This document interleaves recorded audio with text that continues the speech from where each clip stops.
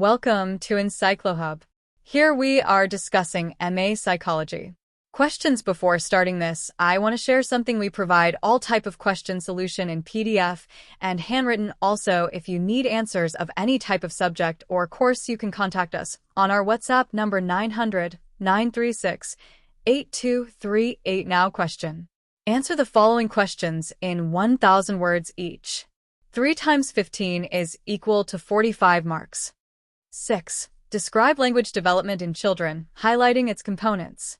7. Discuss the psychosocial changes in older adults.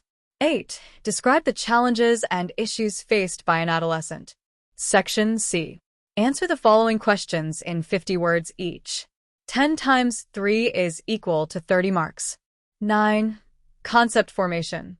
10. Educational approach for hearing-impaired children. 11. Characteristics of infancy stage. 12. Relationships in late adulthood.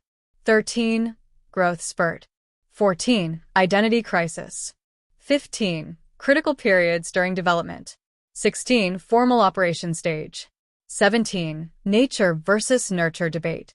18. Longitudinal method. Thanks for watching.